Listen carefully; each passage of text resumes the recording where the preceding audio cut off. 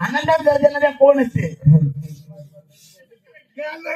काल भैरव काढा देते कुर्ता काढ देता पहिले कुर्ता काढ देता पहिले भजन काढ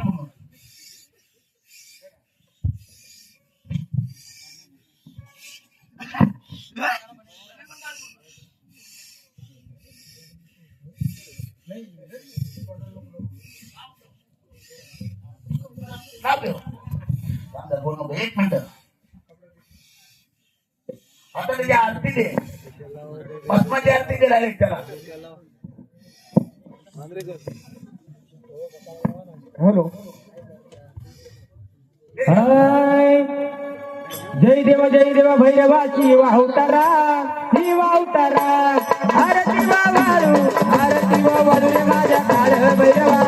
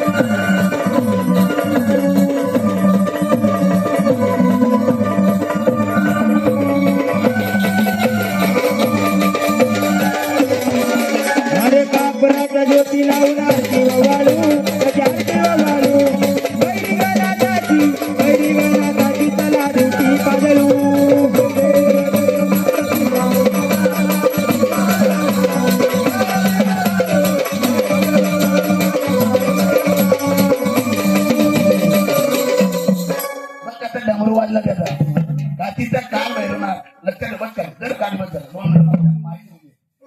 त्यातल्या इतका सुंदर देव आहे. आणि काय बोलतो या देवाच्या आपण कुठे गेलो होतो तुळजापूरला गेलो होतो ना दर्शनाला तिथे याला तो संचार भेटला.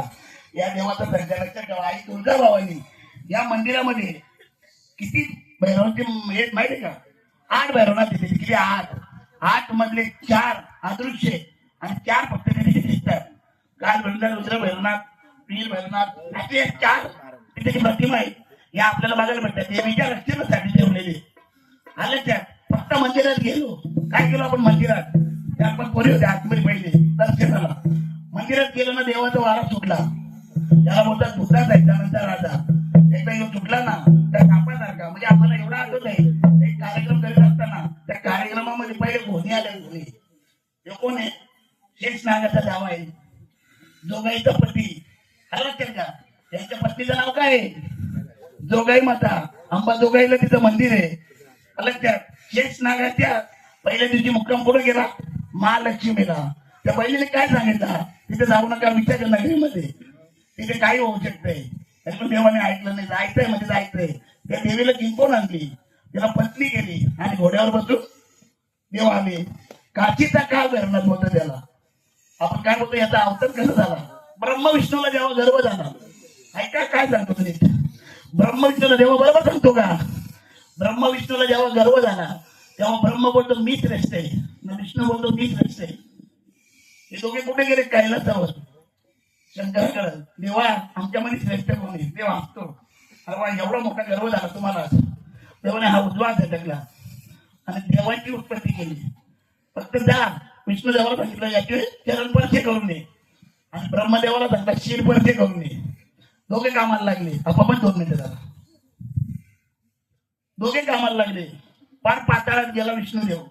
देवाचे काही पाय भेटतच नाही. तिथे कोणाला गर्दीला गेले पाताळ गंगेला.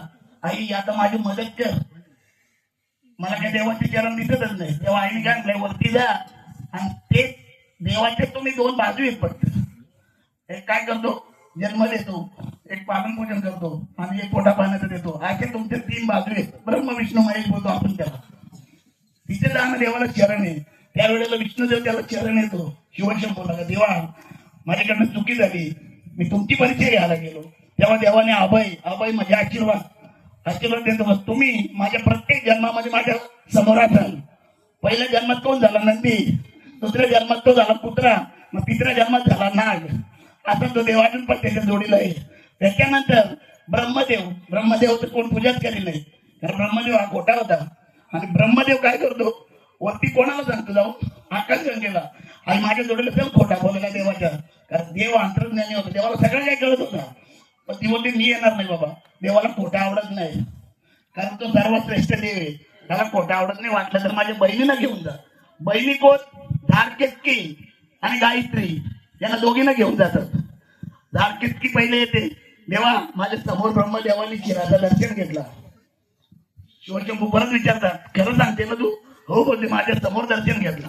तिला अर्थात शाप देतो देव तुला सूर्य उगवताना पण कोण बघणार नाही आणि मावळताना पण कोण बघणार नाही. धारकेतकी कोणी बघितले आतापर्यंत कोणाला दिसले का धारकेतकी अशी ती देवाची कृपा आहे. आणि गायत्री म्हणजे गायीला असा शाप देतो या मुखातून तू जर शांत बसा ऐका मी काय सांगतो ते.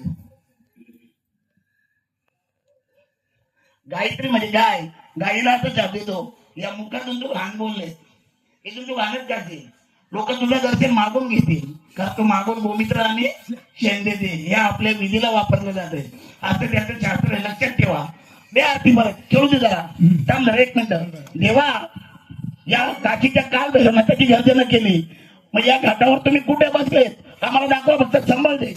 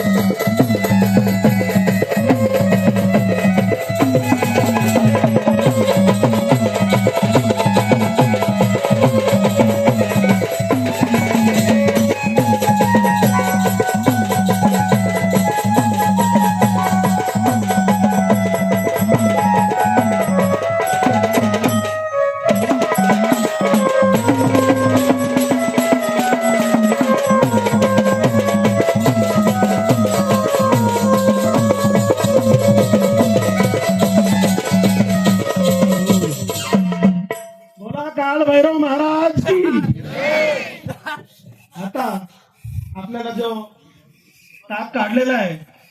तो घोड्यावर बसलेला काल भैरवनाथ आहे आणि मागे जोगेश्वरी आई बसलेली आहे. बरोबर आहे ना? आणि खाली शेषनाग आहे.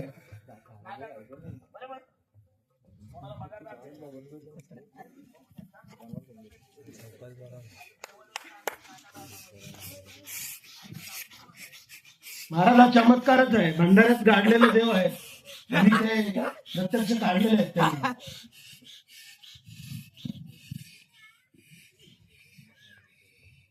शक्ती आपण असेल आणि स्टँड वारा असेल ना डायरेक्ट घोषणा दिली. याचा 2 महिना तो काय डायरेक्ट जाणार तिथे जागेवर. दे आता खेळून याला अर्ध्या भैरव शिव समान करी व भैरव शिव समान करी भैरव शिव समान करी व भैरव शिव समान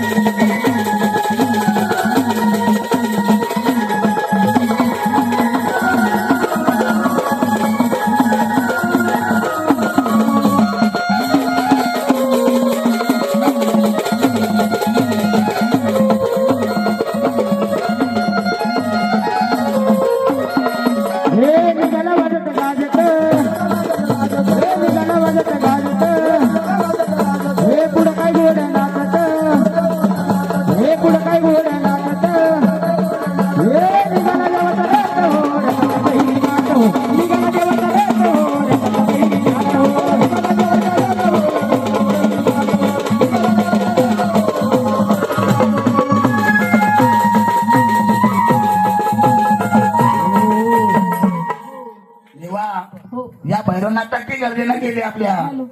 हा केलेला कार्य तुझा आनंदाचा आहे का? आनंद आहे. एक वेळा देवाची नावाची गर्जना करा, आनंद बोलले हो. चहा नंतर प्या. जय देवा, या ज्या काही मूर्त्या आता घडवल्या आपण, या तुमच्या मूर्त्या आता बरोबर आहेत का? बरोबर आहेत का देवा? मला आता कमी आवाज येतो जरा स्लो बोलल्यावर. बरोबर आहेत मूर्त्या? काय विचारतंय का तुम्हाला? मी विचारू बस आठवडा लागला. देवा, एवढ्या आनंदात आले. आता किती वर्षानंतर आज गोंधळ होतो आपला?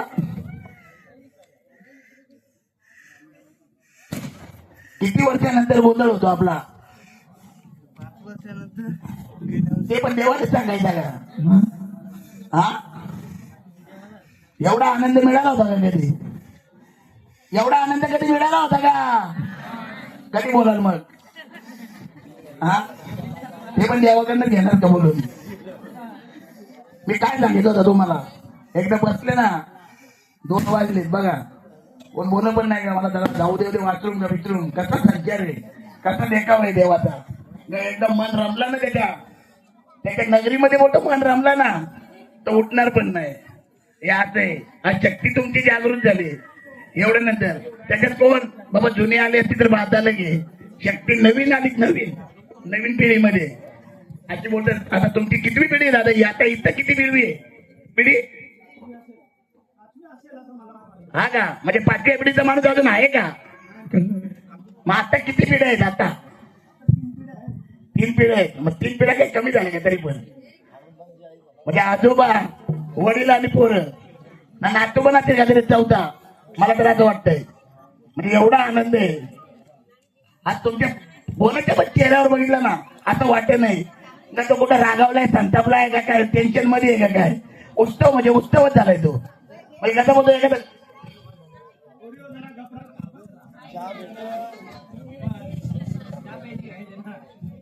जास्त चहा पिऊ नका ना, डायबिटीस होईल तुम्हाला.